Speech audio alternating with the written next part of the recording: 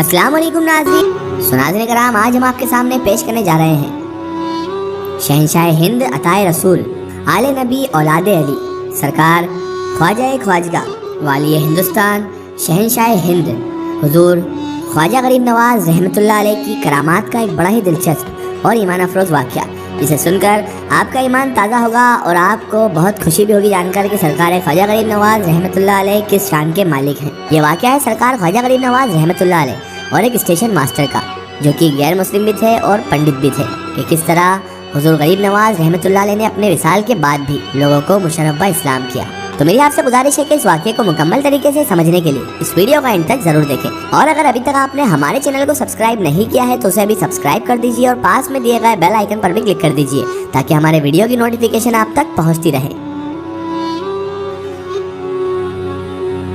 कहा जाता है कि पंडित रामलाल की उम्र 50 साल थी। वो स्टेशन मास्टर था और कतियाल गांव से स्टेशन 2 किलोमीटर दूर था, और ये रावलपिंडी से कोहाट जाने वाली लाइन पर बोलड़ा शरीफ के बाद आता है। इलाही बख्श नाम का एक शख्स डाक के थैले लेकर मगरिब बाद इस स्टेशन पर चला जाता था और डाक के थैले पहुंचाने के लिए रात वहीं गुजारना पड़ती थी। इलाही बख्श एक पीर साहब से मुरीद था।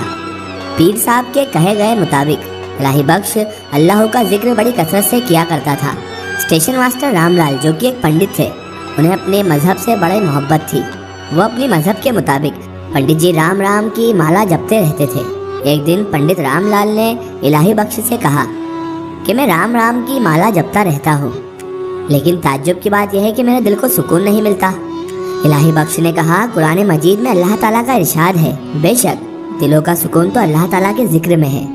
इलाही बख्श नमाज मगरिब के बाद बुलंद आवाज़ से अल्लाह का जिक्र करता तो पंडित उससे मुतासिर हुए बगैर ना रह सकता था। इलाही बख्श ने पंडित रामलाल को कलमा तैयबा के मायने बताए और इस्लाम की खातिर सहाबा इकराम को दी जाने वाली तकलीफ़ों का जिक्र किया कि किस तरह मुसलमान अपने बीवी बच्चा घर बार सब छोड़कर मक्का से मदीना हिजरत कर गए, वो भी सिर्फ और सिर्फ इस इस्लाम दीन के लिए।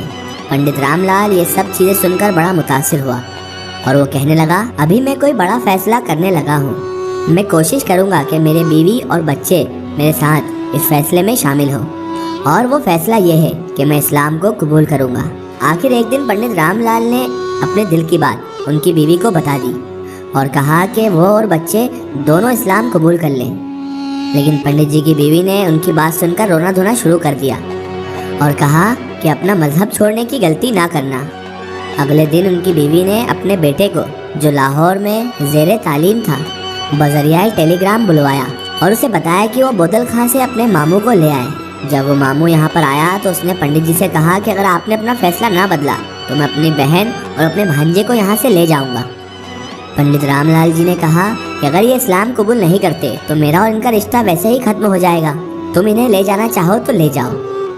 वो सब के सब पंडित से रुखसत होकर वहाँ से चले गए। पंडित जी ने सिर्फ अपनी बेटी के सर पर आखिरी दफ़ा हाथ फेरा और नमनाक आंखों से उन्हें रुखसत कर दिया।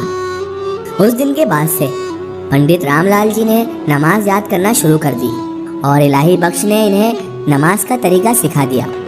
उसके ठीक 3 दिन बाद ही जुमा मुबारक था। चुनांचे पंडित जी के कबूल इस्लाम के लिए यही दिन मुकर्रर किया गया था। ये बात गांव से निकलकर इर्द गिर्द के देहात में पहुंच गई कि कतियाल की जामा मस्जिद में एक हिंदू मुसलमान होने जा रहा है। कतियाल के जिस जगह पर जामा मस्जिद थी उसके इर्द गिर्द गैर मुस्लिमों का कब्जा था, इसलिए मुसलमान अपने साथ छोटे मोटे हथियार भी ले आए थे। चंद एक घोड़ियाँ भी आ चुकी थी। करीबी एक थाने में भी इत्तला कर दी गई थी। चुनांचे दोपहर को पुलिस गार्ड भी पहुंच गए। पंडित जी ने 1 बजे रेलवे स्टेशन से रवाना होना था और बाहर लोगों का हुजूम जमा हो चुका था। जब वो सफ़ेद कपड़े पहने स्टेशन से निकले तो फिजा नारे तकबीर से गूंज उठी। एक साहब ने घोड़ी पेश की, दूसरे ने पगड़ी पेश की और पंडित जी के सर पर पगड़ी रख दी। तकरीबन 200 के करीब लोगों का जुलूस गांव की तरफ रवाना हुआ। एक वजद भरा माहौल बन चुका था। जुलूस के इस्तकबाल के लिए कुछ लोग गांव से बाहर आए हुए थे तो कुछ मस्जिद में इंतजार कर रहे थे। जुलूस आहिस्ता आहिस्ता बढ़ता हुआ जामिया मस्जिद तक पहुंच गया।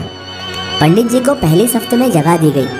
खतीब ने अपनी तकरीर रोककर पंडित जी को कलमा तैयबा पढ़ाकर इस्लाम कबूल करने का ऐलान कर दिया।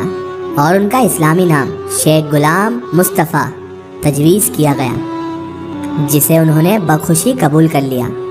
نماز جمعہ کے بعد سب نمازی شیخ غلام مصطفیٰ کو گلے لگا کر مبارکباد دے رہے تھے۔ کچھ نوجوانوں نے شیخ صاحب کی حفاظت کے لیے ان کے گھر پر پہرا دینے کی پیشکش کی، لیکن شیخ صاحب نے ان نوجوانوں کو یہ بات کہہ کر تسلی دی کہ جب اللہ تعالیٰ نے مجھے ہدایت دی ہے تو وہی میری اب حفاظت بھی کرے گا۔ تو ایک دن الہی بخش اپنا قصہ سنا رہے تھے کہ میرے والدین کو کوئی اولاد نہ تھی۔ وہ ہر مندر اور پجاری کے پاس جا کر پرارتھنا کر چکے تھے، لیکن ان کا مقصد پورا نہیں ہو رہا تھا۔ آخرکار وہ لوگ ایک دوست کے کہنے پر حضرت خواجہ معین الدین حسن چشتی رحمۃ اللہ علیہ کی مزار مبارک پر جا پہنچے، اور وہاں پر جا کر انہوں نے حاضری دی اور دعا کے طلبگار ہوئے، اور وہاں پر دعا کر کے واپس آ گئے۔ رات کو میرے والد کے خواب میں انہیں ایک بزرگ کی زیارت ہوئی۔ انہوں نے والد صاحب کو بیٹے کی پیدائش کی خوشخبری دی اور ساتھ ہی کہا کہ ہونے والا بچہ ہمارا ہوگا۔ والد صاحب اس خواب کو کبھی نہ بھولے۔ جب میں تھوڑا بڑا ہوا تو مجھے اپنے دھرم کی طرف راغب کرنے میں بہت کوششیں کی، لیکن شروع سے ہی میرا رجحان اسلام کی طرف ہی تھا۔ کچھ عرصہ بعد میرے والد صاحب فوت ہو گئے۔ میرے دل میں بار بار خواہش ہوتی کہ میں اجمیر شریف جاؤں اور اس بزرگ کے آستانے پر حاضری دوں جن کی برکت سے میں دنیا میں آیا۔ اور ایک دن آخرکار میں اجمیر شریف پہنچ گیا۔ جب میں اجمیر شریف پہنچا تو وہاں کی تو دنیا ہی نرالی تھی۔ وہاں پر ہر مذہب کے لوگ، ہندو، مسلم، سکھ، سبھی دھرم کے لوگ سب خواجہ جی کے دربار پر حاضری دے کر اپنے اپنے عقیدے کے مطابق دعا مانگ رہے تھے۔ میں جب بھی اجمیر شریف حاضری دیتا، ہر دفعہ میرے اندر کچھ نہ کچھ تبدیلی آتی۔ ایسا لگتا جیسے خواجہ جی مسلسل مجھے اپنی طرف کھینچ رہے ہیں۔ وقت گزرنے کے ساتھ ساتھ میں کتیال اسٹیشن پر آ گیا اور 1 سال کے اندر ہی مشرف با اسلام ہوا، اور الہی بخش کہنے لگے کہ آج جو میں تمہارے سامنے ہوں سب حضور خواجہ غریب نواز رحمۃ اللہ علیہ کی بدولت ہی ہوں، اور آج اگر میں دنیا میں ہوں تو سرکار خواجہ غریب نواز رحمۃ اللہ علیہ کی برکت کے طفیل ہی ہوں۔ اگر میں مسلمان نہ ہوتا تو میں تمہیں بھی کبھی تاکید نہ کر پاتا۔ تو یہ سب سرکار غریب نواز رحمۃ اللہ علیہ کا ہی کرم ہے۔ الہی بخش کی یہ داستان سن کر شیخ غلام مصطفیٰ بڑے متاثر ہوئے، اور انہوں نے کچھ سال بعد جب ان کا ریٹائرمنٹ ہو گیا، سروس سے ریٹائر ہو کر کتیال گاؤں میں ہی رہائش اختیار کر لی۔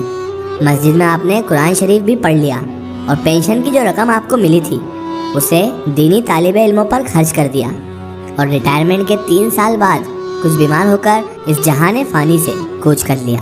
ایک صاحب دل نے آپ کی قبر پختہ کرا کر ان کا نام اس کے اوپر لکھوا دیا، غلام مصطفیٰ۔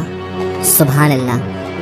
ناظرین کرام، یہ شان ہوتی ہے اولیاء اللہ کی، یہ شان ہے حضور خواجہ غریب نواز رحمۃ اللہ علیہ کی۔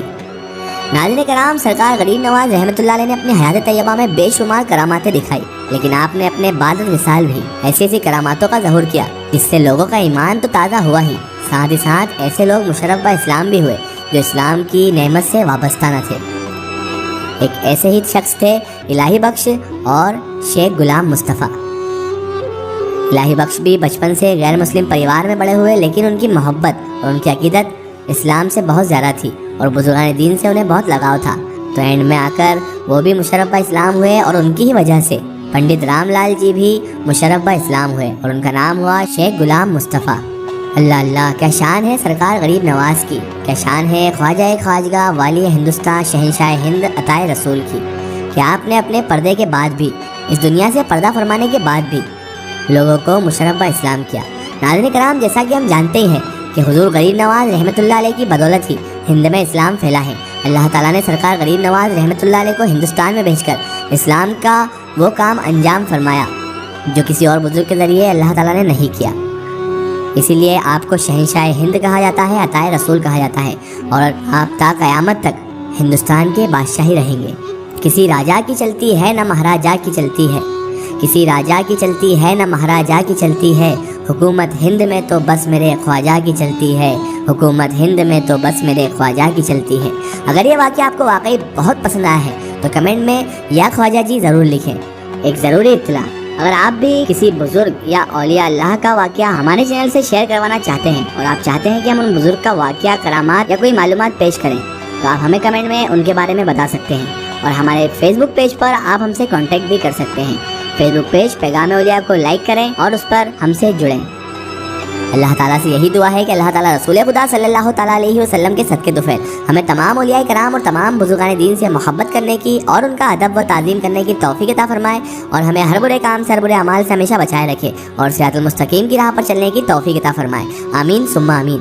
सो नाज़रीन, आपको ये वीडियो कैसी लगी हमें कमेंट में ज़रूर बताएं और हमारे चैनल को सब्सक्राइब करना ना भूलें और इस वीडियो को ज़्यादा से ज़्यादा शेयर करें और इसे तमाम औलिया कराम के चाहने वालों तक ज़रूर पहुँचाएँ। सो फिर हाजिर होते हैं आपके लिए एक और बेहतरीन वीडियो के साथ। तब तक के लिए खुदा हाफिज़। अस्सलाम वालेकुम।